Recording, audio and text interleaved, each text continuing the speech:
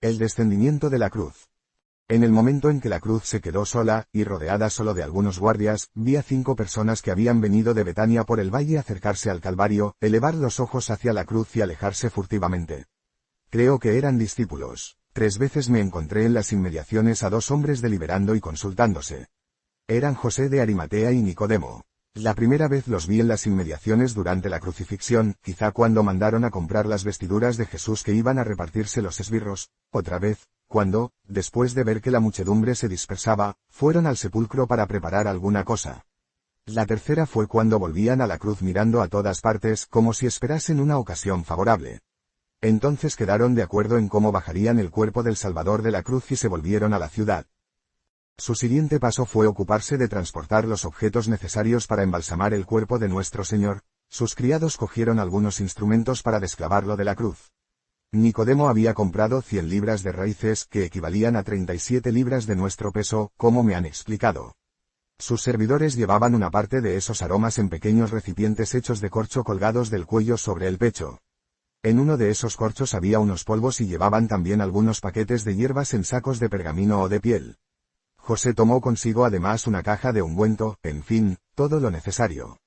Los criados prepararon fuego en una linterna cerrada y salieron de la ciudad antes que sus señores, por otra puerta, encaminándose después hacia el Calvario.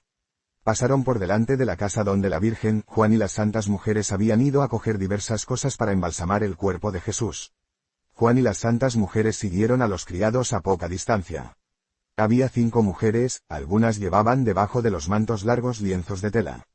Las mujeres tenían la costumbre, cuando salían por la noche o para hacer secretamente alguna acción piadosa, de envolverse con una sábana larga. Comenzaban por un brazo, y se iban rodeando el resto del cuerpo con la tela tan estrechamente que apenas podían caminar. Yo las he visto así ataviadas. En esa ocasión presentaba un aspecto mucho más extraño a mis ojos, iban vestidas de luto.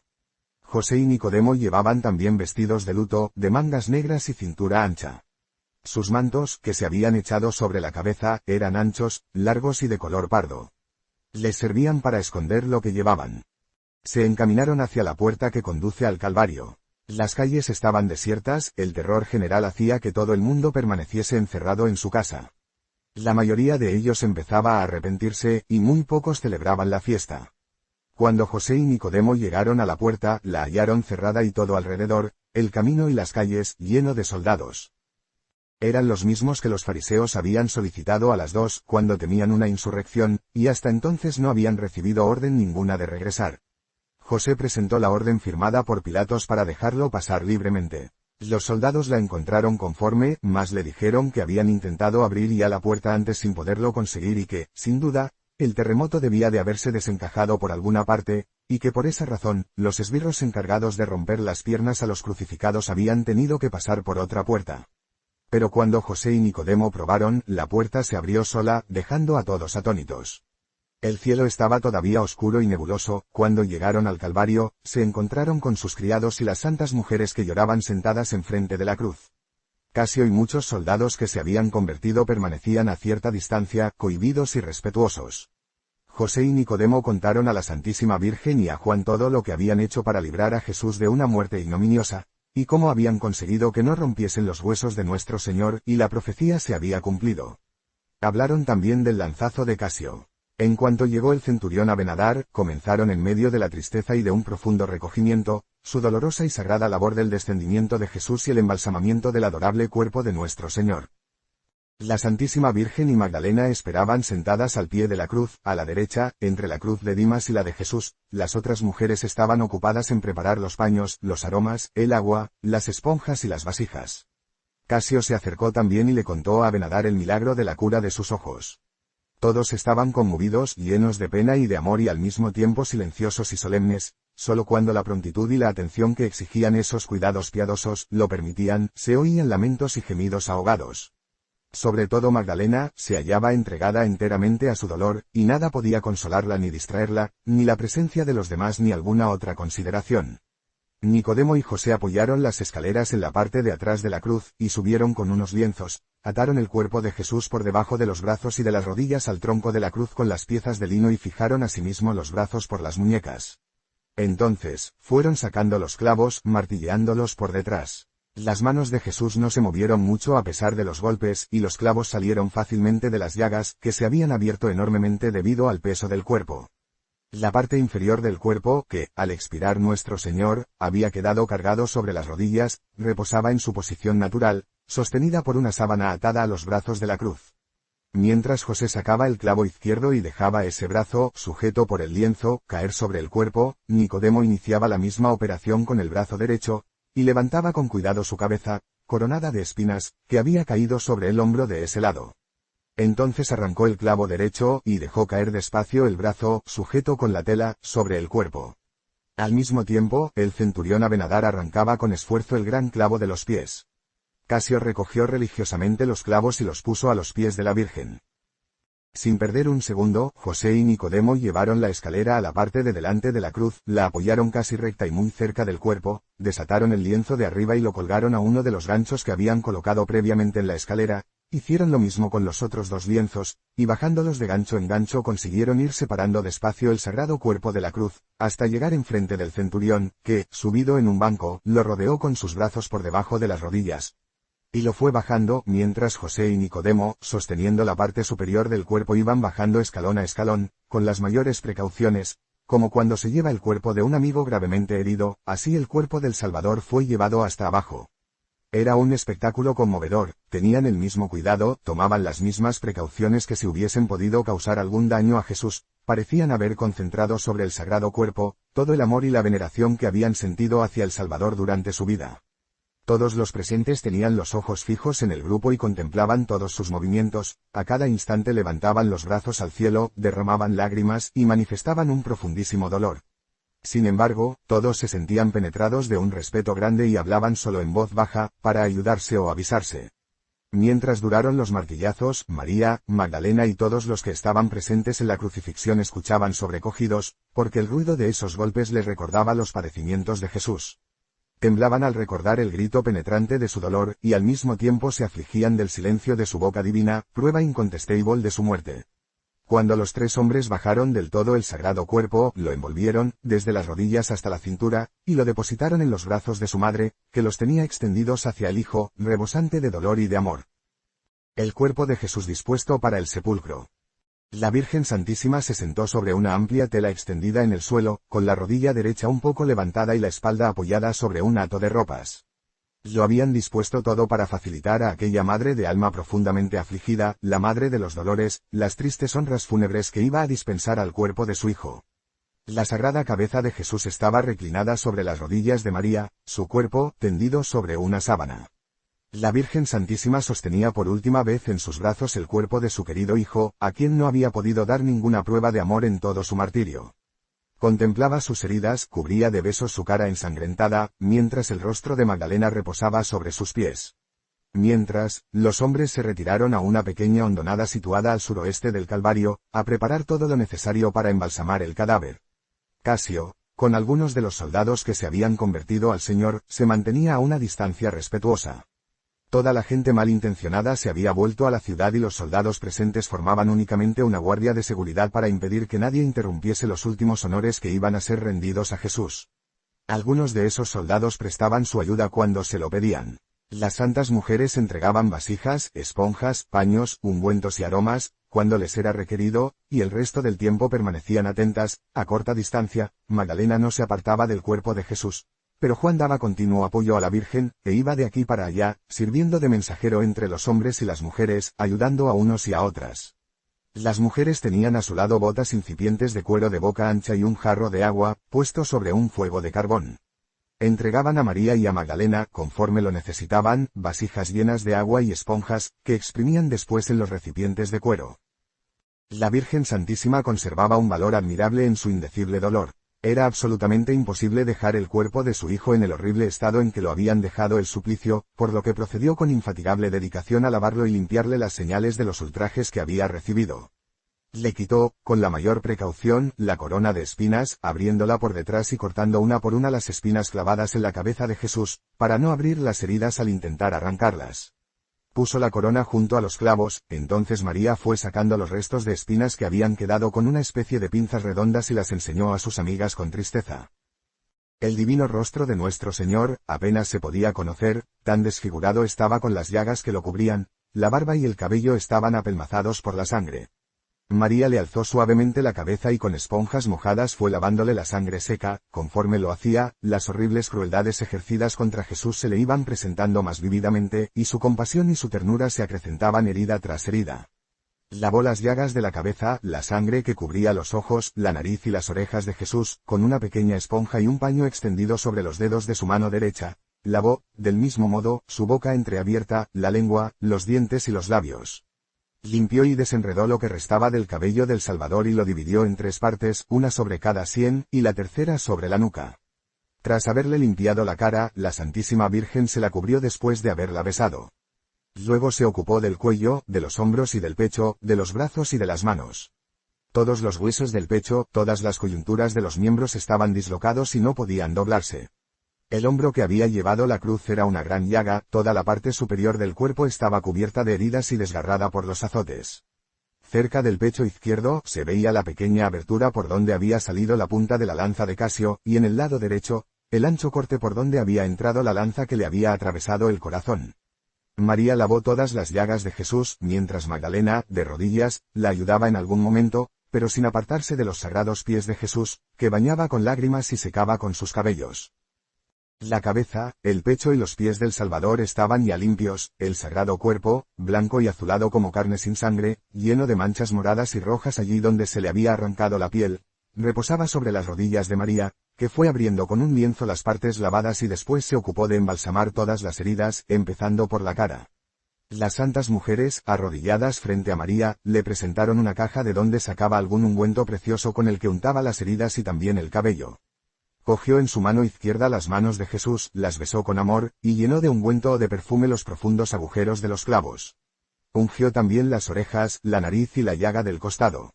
No tiraban el agua que habían usado, sino que la echaban en los recipientes de cuero en los que exprimían las esponjas. Yo vi muchas veces a Casio y a otros soldados ir por agua a la fuente de Gion, que estaba bastante cerca. Cuando la Virgen hubo ungido todas las heridas, envolvió la cabeza de nuestro Señor en paños, mas no cubrió todavía la cara, cerró los ojos entreabiertos de Jesús, y dejó reposar su mano sobre ellos algún tiempo. Cerró también su boca, abrazó el sagrado cuerpo de su Hijo y dejó caer su cara sobre la de Jesús. José y Nicodemo llevaban un rato esperando en respetuoso silencio, cuando Juan, acercándose a la Santísima Virgen, le pidió que dejase que se llevaran a su hijo, para que pudieran acabarlo de embalsamar, porque se acercaba el sábado. María abrazó una vez más el cuerpo de Jesús y se despidió de él con conmovedoras palabras. Entonces, los hombres cogieron la sábana donde estaba depositado el cuerpo y lo apartaron así de los brazos de la madre, llevándoselo aparte para embalsamarlo. María, de nuevo abandonada a su dolor, que habían aliviado un poco los tiernos cuidados dispensados al cuerpo de nuestro Señor, se derrumbó ahora, con la cabeza cubierta, en brazos de las piadosas mujeres. María Magdalena, como si hubieran querido robarle su amado, corrió algunos pasos hacia él, con los brazos abiertos, pero tras un momento volvió junto a la Santísima Virgen. El sagrado cuerpo fue transportado a un sitio algo más abajo, y allí lo depositaron encima de una roca plana, que era un lugar adecuado para embalsamarlo. Vi cómo primero pusieron sobre la roca un lienzo de malla, seguramente para dejar pasar el agua, tendieron el cuerpo sobre ese lienzo calado y mantuvieron otra sábana extendida sobre él. José y Nicodemo se arrodillaron y, debajo de esta cubierta, le quitaron el paño con que lo habían tapado al bajarlo de la cruz y el lienzo de la cintura, y con esponjas le lavaron todo el cuerpo, lo untaron con mirra, perfume y espolvorearon las heridas con unos polvos que había comprado Nicodemo, y, finalmente, envolvieron la parte inferior del cuerpo. Entonces llamaron a las santas mujeres que se habían quedado al pie de la cruz.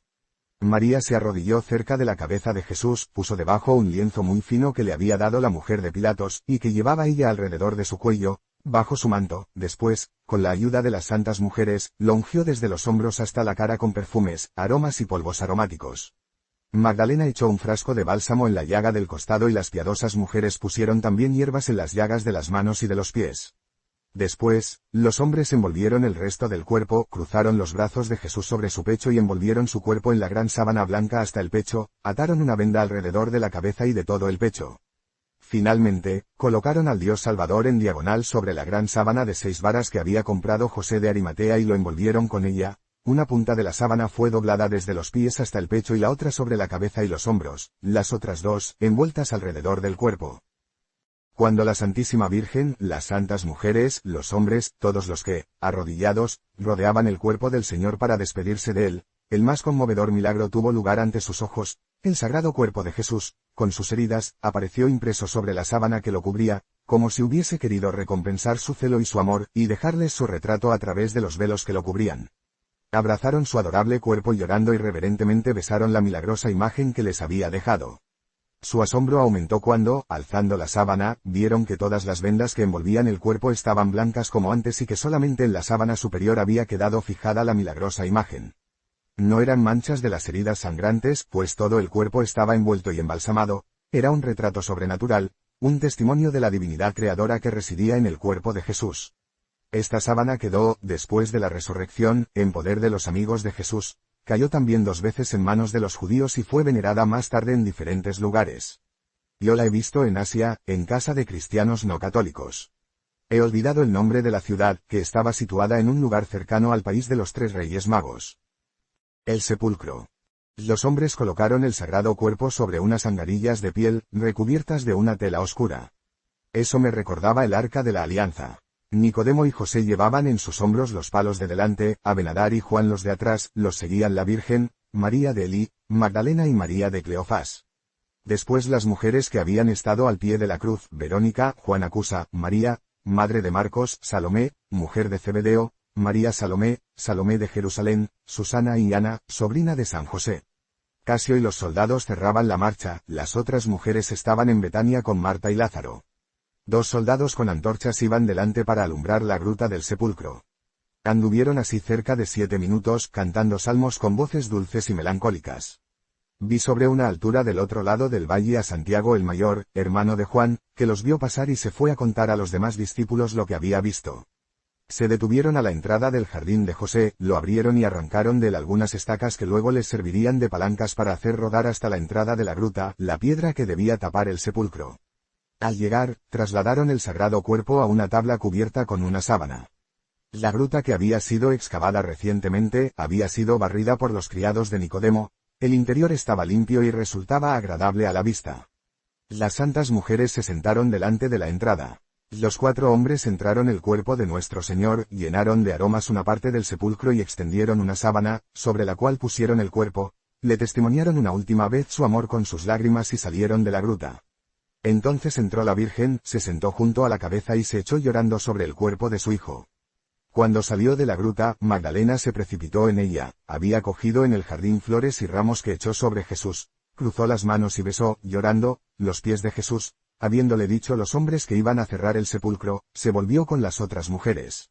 Doblaron las puntas de la sábana sobre el pecho de Jesús y pusieron encima de todo una tela oscura, y salieron. La gruesa piedra destinada a cerrar el sepulcro, que estaba a un lado de la puerta de la gruta, era muy pesada y solo con palancas pudieron los hombres hacerla rodar hasta la entrada del sepulcro. La entrada de la gruta dentro de la cual estaba el sepulcro era de ramas entretejidas. Todo lo que se hizo dentro de la gruta tuvo que hacerse con antorchas, porque la luz del día nunca penetraba en ella. El regreso desde el sepulcro. El sábado. El sábado iba a comenzar, Nicodemo y José entraron en Jerusalén por una pequeña puerta lateral próxima al jardín. Dijeron a la Santísima Virgen, a Magdalena, Juan y a algunas mujeres que volvían al Calvario para rezar, que hallarían esta puerta siempre abierta cuando llamaran, así como la del cenáculo. La hermana mayor de la Virgen, María de Elí, volvió a la ciudad con María, madre de Marcos y algunas otras mujeres. Los criados de José y de Nicodemo fueron también al Calvario para recoger los objetos que habían dejado allí en el momento del descendimiento. Los soldados se reunieron con los que guardaban la puerta más cercana al Calvario, y Casio se fue a casa de Pilatos con la lanza.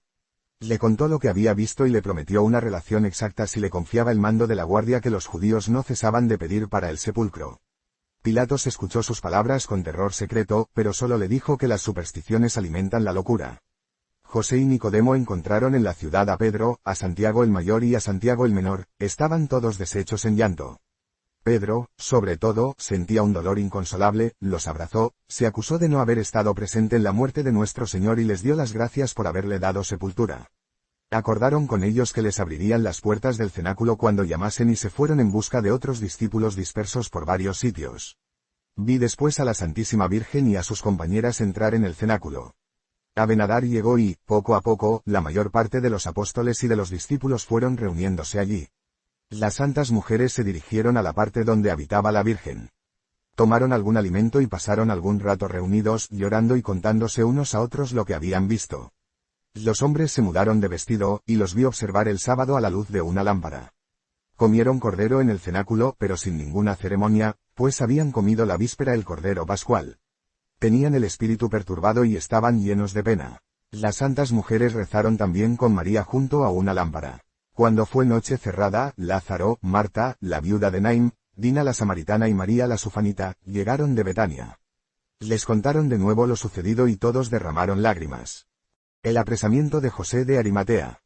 José de Arimatea volvió ya muy tarde del cenáculo a su casa, caminaba tristemente por las calles de Sión, acompañado de algunos discípulos y de algunas mujeres, cuando de pronto una tropa de hombres armados, emboscados en las inmediaciones del tribunal de Caifás, se abalanzó sobre ellos apoderándose de José, mientras sus compañeros huían dando gritos. Fue encerrado en una torre contigua a la muralla cerca del tribunal.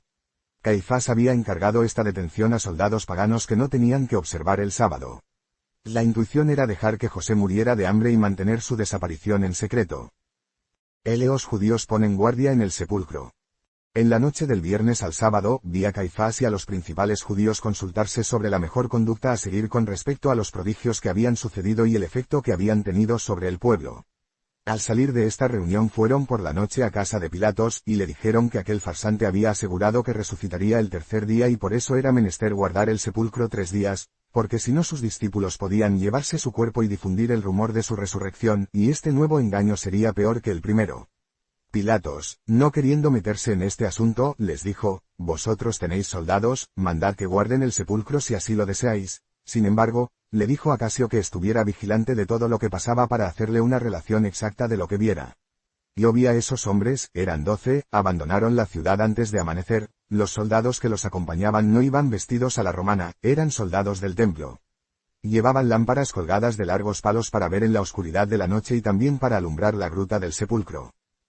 En cuanto llegaron, se aseguraron de que estuviera allí el cuerpo de Jesús, después colocaron una cuerda atravesada delante de la entrada del sepulcro y otra segunda sobre la piedra gruesa que estaba delante y las sellaron con un sello semicircular. Los fariseos regresaron al pueblo, y los guardias se instalaron enfrente de la puerta exterior. Cada vez 5 o 6 hombres vigilaban, turnándose con otros 5 o 6.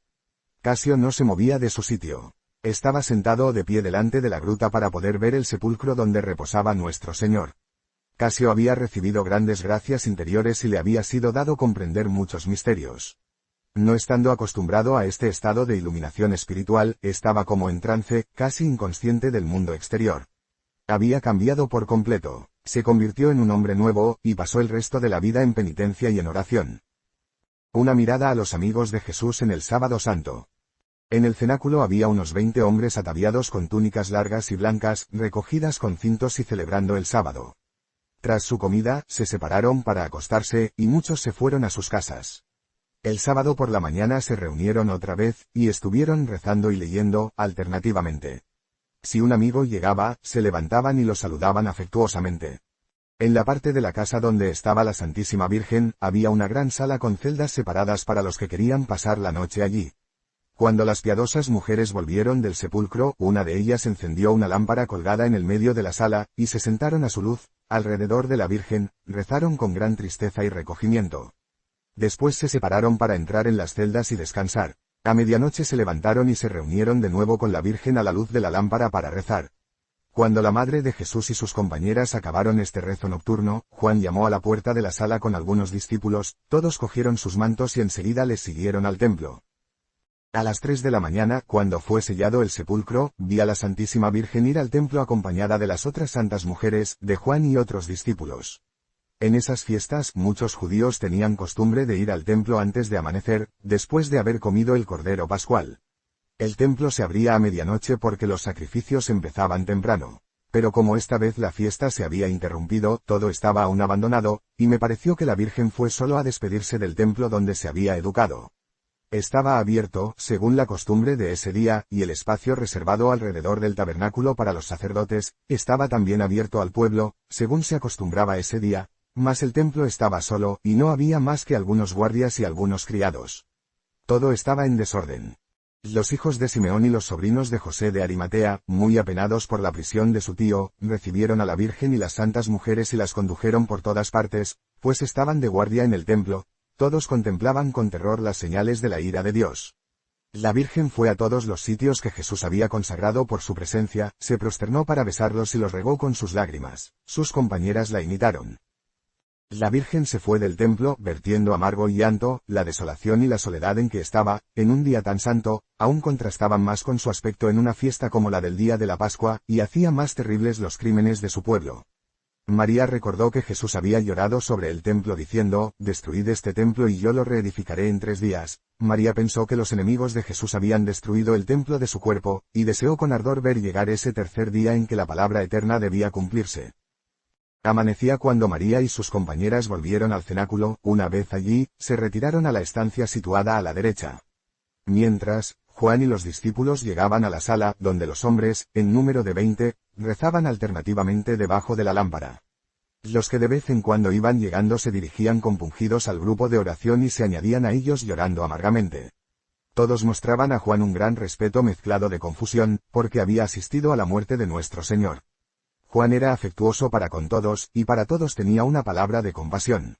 Los vi comer una vez durante ese día. El mayor silencio reinaba en la casa, y las puertas estaban cerradas, aunque no tenían nada que temer, pues la casa era propiedad de Nicodemo. Las santas mujeres permanecieron en sus aposentos hasta que se hizo oscuro, y allí siguieron aún después, con las puertas cerradas y ventanas tapadas, a la luz de la lámpara, rezando o expresando su dolor de muchas maneras. Cuando mi pensamiento se unía al de la Virgen, que siempre estaba fijo en su Hijo, yo veía el sepulcro y los guardias sentados a la entrada. Casio estaba cercano a la puerta, sumido en la meditación. La entrada al sepulcro seguía sellada y la piedra la cubría. Sin embargo, vi el cuerpo de nuestro Señor rodeado de luz y de esplendor y los ángeles lo adoraban. Pero mientras mis pensamientos estaban fijos en el alma del Redentor, me fue mostrado un cuadro tan extenso y complicado del descendimiento a los infiernos, que solo he podido acordarme de una pequeña parte que voy a contar como mejor pueda. Jesús baja a los infiernos. Cuando Jesús, dando un grito, expiró, yo vi su alma celestial como una forma luminosa penetrar en la tierra, al pie de la cruz. Muchos ángeles, en los cuales estaba Gabriel, la acompañaban. Vi su divinidad unida con su alma pero también con su cuerpo suspendido en la cruz. No puedo expresar cómo era eso aunque lo vi claramente en mi espíritu. El sitio a donde el alma de Jesús se había dirigido, estaba dividido en 3 partes. Eran como 3 mundos y sentí que tenían forma redonda, cada uno de ellos separado del otro por un hemisferio. Delante del limbo había un lugar más claro y hermoso, en él vi entrar las almas libres del purgatorio antes de ser conducidas al cielo. La parte del limbo donde estaban los que esperaban la redención, estaba rodeado de una esfera parda y nebulosa, y dividido en muchos círculos. Nuestro Señor, rodeado por un resplandeciente halo de luz, era llevado por los ángeles por en medio de 2 círculos. En el de la izquierda estaban los patriarcas anteriores a Abraham, en el de la derecha, las almas de los que habían vivido desde Abraham hasta San Juan Bautista. Al pasar Jesús entre ellos no lo reconocieron, pero todo se llenó de gozo y esperanzas y fue como si aquellos lugares estrechos se expandieron con sentimientos de dicha. Jesús pasó entre ellos como un soplo de aire, como una brillante luz, como el refrescante rocío. Con la rapidez de un viento impetuoso llegó hasta el lugar cubierto de niebla, donde estaban Adán y Eva, les habló y ellos lo adoraron con un gozo indecible y acompañaron a nuestro Señor al círculo de la izquierda, el de los patriarcas anteriores a Abraham. Este lugar era una especie de purgatorio. Entre ellos había malos espíritus que atormentaban e inquietaban el alma de algunos. El lugar estaba cerrado pero los ángeles dijeron, abrid estas puertas. Cuando Jesús triunfante entró, los espíritus diabólicos se fueron de entre las almas llenas de sobresalto y temor. Jesús, acompañado de los ángeles y de las almas libertadas, entró en el seno de Abraham. Este lugar me pareció más elevado que las partes anteriores, y solo puedo comparar lo que sentí con el paso de una iglesia subterránea a una iglesia superior. Allí se hallaban todos los santos israelitas, en aquel lugar no había malos espíritus. Una alegría y una felicidad indecibles entraron entonces en estas almas, que alabaron y adoraron al Redentor. Algunos de estos fueron a quienes Jesús mandó volver sobre la tierra y retomar sus cuerpos mortales para dar testimonio de él. Este momento coincidió con aquel en que tantos muertos se aparecieron en Jerusalén. Después vi a Jesús con su séquito entrar en una esfera más profunda, una especie de purgatorio también, donde se hallaban paganos piadosos que habían tenido un presentimiento de la verdad y la habían deseado. Vi también a Jesús atravesar como libertador muchos lugares donde había almas encerradas, hasta que, finalmente, lo vi acercarse con expresión grave al centro del abismo. El infierno se me apareció bajo la forma de un edificio inmenso, tenebroso, cerrado con enormes puertas negras con muchas cerraduras. Un aullido de horror se elevaba sin cesar desde detrás de ellas. ¿Quién podría describir el tremendo estallido con que esas puertas se abrieron ante Jesús? ¿Quién podría transmitir la infinita tristeza de los rostros de los espíritus de aquel lugar? La Jerusalén celestial se me aparece siempre como una ciudad donde las moradas de los bienaventurados tienen forma de palacios y de jardines llenos de flores y de frutos maravillosos. El infierno lo veo en cambio como un lugar donde todo tiene por principio la ira eterna, la discordia y la desesperación, prisiones y cavernas, desiertos y lagos llenos de todo lo que puede provocar en las almas el extremo horror, la eterna e ilimitada desolación de los condenados. Todas las raíces de la corrupción y del terror producen en el infierno el dolor y el suplicio que les corresponde en las más horribles formas imaginables. Cada condenado tiene siempre presente este pensamiento, que los tormentos a que está entregado son consecuencia de su crimen, pues todo lo que se ve y se siente en este lugar no es más que la esencia, la pavorosa forma interior del pecado descubierto por Dios Todopoderoso. Cuando los ángeles, con una tremenda explosión, echaron las puertas abajo, se elevó del infierno un mar de imprecaciones, de injurias, de aullidos y de lamentos. Todos los allí condenados tuvieron que reconocer y adorar a Jesús, y este fue el mayor de sus suplicios. En el medio del infierno había un abismo de tinieblas al que Lucifer, encadenado, fue arrojado, y negros vapores se extendieron sobre él. Es de todos sabido que será liberado durante algún tiempo, 50 o 60 años antes del año 2000 de Cristo. Las fechas de otros acontecimientos fueron fijadas, pero no las recuerdo, pero sí que algunos demonios serán liberados antes que Lucifer, para tentar a los hombres y servir de instrumento de la divina venganza. Vi multitudes innumerables de almas de redimidos elevarse desde el purgatorio y el limbo detrás del alma de Jesús, hasta un lugar de delicias debajo de la Jerusalén celestial. Vi a nuestro Señor en varios sitios a la vez, santificando y liberando toda la creación. En todas partes los malos espíritus huían delante de él y se precipitaban en el abismo. Vi también su alma en diferentes sitios de la tierra, la vi aparecer en el interior del sepulcro de Adán debajo del Gólgota, en las tumbas de los profetas y con David. A todos ellos revelaba los más profundos misterios y les mostraba cómo en él se habían cumplido todas las profecías. Esto es lo poco de que puedo acordarme sobre el descendimiento de Jesús al limbo y a los infiernos y la libertad de las almas de los justos. Pero además de este acontecimiento, nuestro Señor desplegó ante mí su eterna misericordia y los inmensos dones que derrama sobre aquellos que creen en él. El descendimiento de Jesús a los infiernos es la plantación de un árbol de gracia destinado a las almas que padecen. La redención continua de estas almas es el fruto producido por este árbol en el jardín espiritual de la Iglesia en todo tiempo. La Iglesia debe cuidar este árbol y recoger los frutos para entregárselo a la Iglesia que no puede recogerlos por sí misma. Cuando el día del juicio final llegue, el dueño del árbol nos pedirá cuentas, y no solo de ese árbol, sino de todos los frutos producidos en todo el jardín. La víspera de la resurrección. Cuando se acabó el sábado, Juan fue con las santas mujeres, y las consoló, pero no podía contener sus propias lágrimas, por lo que se quedó con ellas solo un breve espacio de tiempo. Entonces, Pedro y Santiago el menor fueron también a verlas con el mismo propósito de confortarlas. Ellas prosiguieron con su pena después de que ellos se marcharan.